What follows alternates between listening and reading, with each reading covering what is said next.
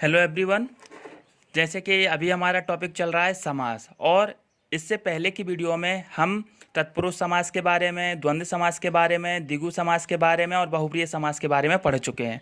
तो आज हम अव्ययी भाव समास के बारे में पढ़ेंगे कि अव्ययी भाव समास किसे कहते हैं और क्या उसकी परिभाषा है, अव्यय क्या है, अव्यय को कौन कौन से शब्दों को हम अव्यय कह सकते हैं, इन सब के बारे में आज हम इस वीडियो में पढ़ेंगे। तो सबसे पहले बात करते हैं अव्ययी भाव समास। तो सबसे पहले हम ये देखते हैं कि अव्ययी भाव समास, अव्यय जो शब्द इसमें बताया गया कि अव्ययी भाव समास जो नाम रखा गया वो आखिर क्यों रखा गया। आखिर सभी बाकी समासों में देखा जाए सबका नाम अलग है, तो आखिर इसका नाम अव्ययी भाव समास क्यों रखा गया। तो सबसे पहले हम ये देखते हैं कि अव्ययी जो अव्यय शब्द है वो कितने शब्दों से मिलकर बना है। तो सबसे पहले हम ये देखते हैं कि अव्यय जो शब्द है यह समास दो शब्दों से मिलकर बना है, आ प्लस व्यय, आ प्लस व्यय, और तब जाकर ये क्या बना, अव्यय बना। तो फिर क्या है, अव्यय का शाब्दिक अर्थ होता है जो व्यय ना हो। अव्यय का शाब्दिक अर्थ क्या है, जो व्यय ना हो। अब व्यय का मतलब होता है खर्च। तो अब कोई अव्यय जो है, शब्द जो है, वह पैसा तो है नहीं कि जो हम खर्च कर लेते हैं। तो भाषा में हम खर्च करने को लेकर ये कह सकते हैं कि कभी भी, जैसे एग्जाम्पल के तौर पर हम बात करें कि जैसे कहा गया बालक, और बालक क्या है, एक वचन का रूप है। पर जब बहुत सारे बालक होते हैं तो उसी बालक को हम क्या कह देते हैं, बालकों। तो इसका मतलब क्या है कि उस शब्द में कहीं ना कहीं कुछ ना कुछ परिवर्तन जरूर आया।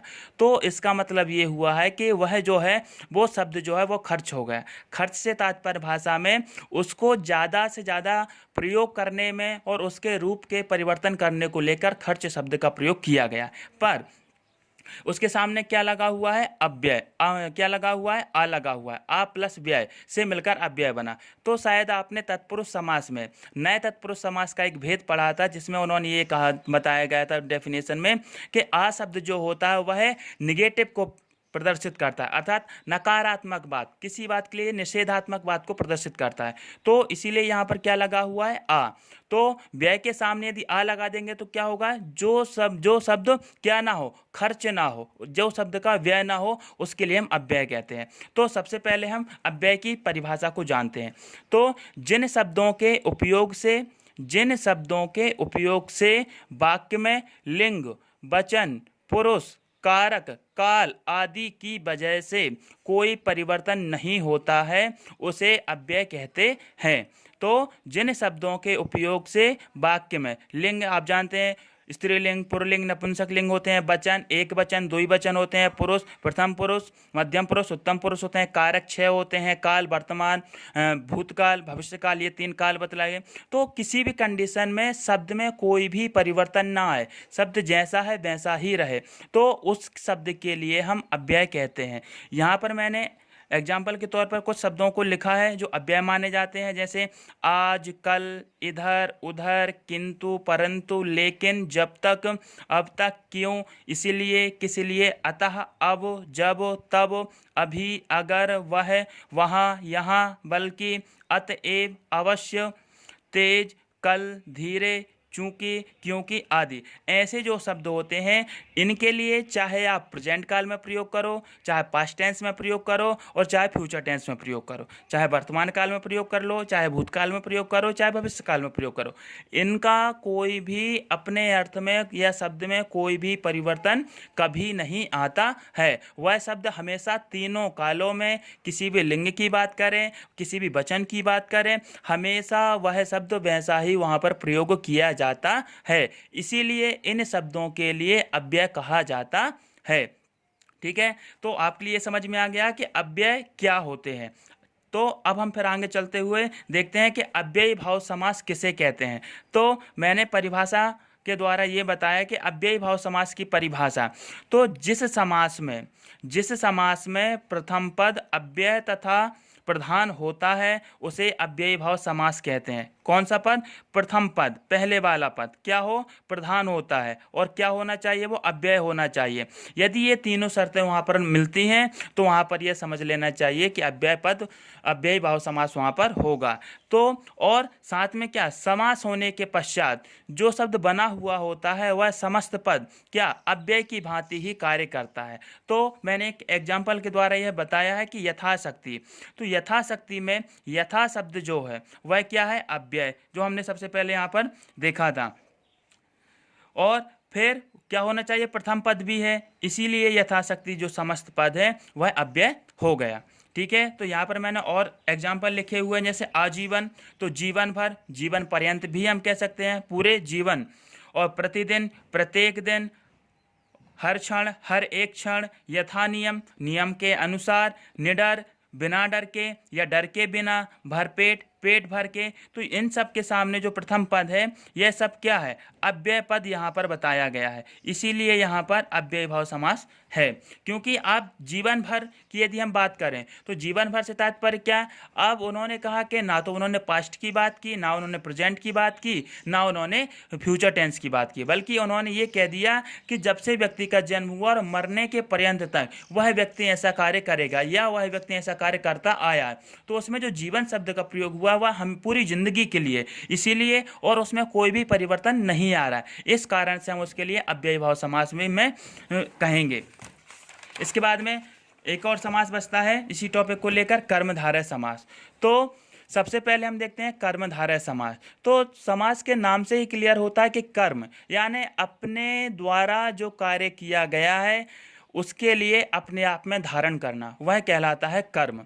तो उसको धारय का तात्पर्य है धारण करने से।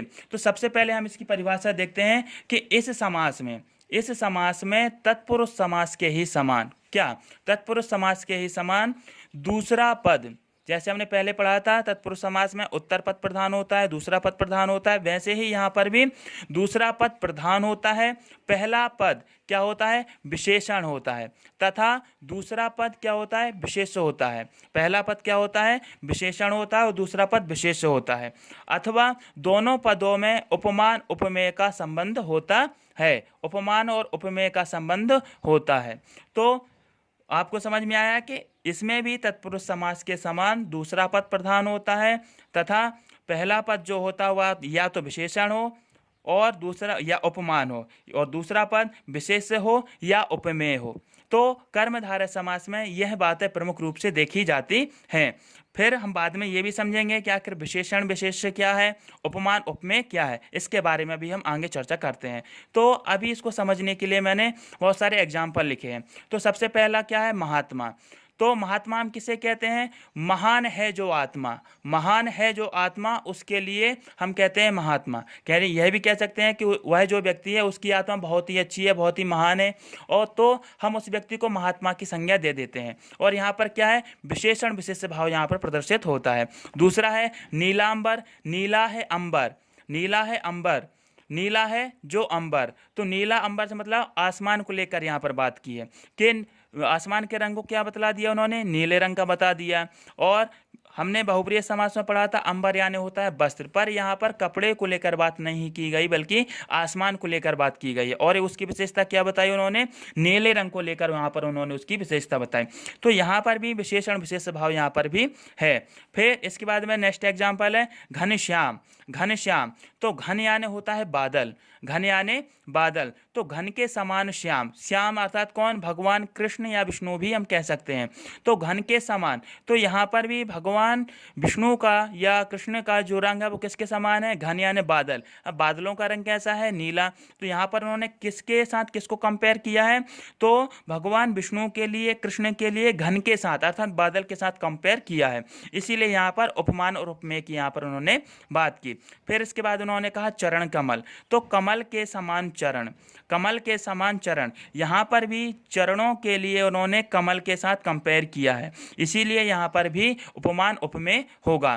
फिर इसके बाद में है कमल नयन, कमल के समान नयन, यहाँ पर भी नयन के लिए उन्होंने कमल के साथ कंपेयर किया है, इसीलिए यहाँ पर भी उपमान उपमेय होगा। तो कर्मधारय समास में तीनों बातें देखी जाती हैं। पहले तो दूसरा पद प्रधान होता है और उसके साथ में प्रथम पद क्या होना चाहिए, विशेषण होना चाहिए, और दूसरा पद विशेष्य होना चाहिए। तो यहाँ पर भी आपको यही सब कुछ देखने को मिलेगा। अब इस समास में हम दूसरे तरीके से समझ सकते हैं कि इस समास में किसी वस्तु, व्यक्ति आदि की तुलना किसी और व्यक्ति वस्तु से की जाती है, इसीलिए यहाँ पर कर्मधारय समास होता है। अब बात आती है कि विशेषण विशेष्य क्या है, तो किसी विशेष गुण को बताना, किसी विशेष गुण को बताना, जैसे महात्मा, महान है जो आत्मा, तो यहाँ पर महानता किसके साथ बताई उन्होंने, आत्मा के साथ, और गुण उसकी विशेषता क्या हो गई कि महान है, ठीक है। इसके साथ में उपमान उपमेय, किसी वस्तु से तुलना करना, किसी वस्तु से किसी चीज की तुलना करना, तो यहाँ पर नयन की तुलना उन्होंने किससे की है, कमल से की है। चरण की तुलना उन्होंने किससे की है, कमल से की है। श्याम की तुलना उन्होंने किससे की है, घन से की है। इस कारण से यहाँ पर उपमेय और उपमान होता है, ठीक है।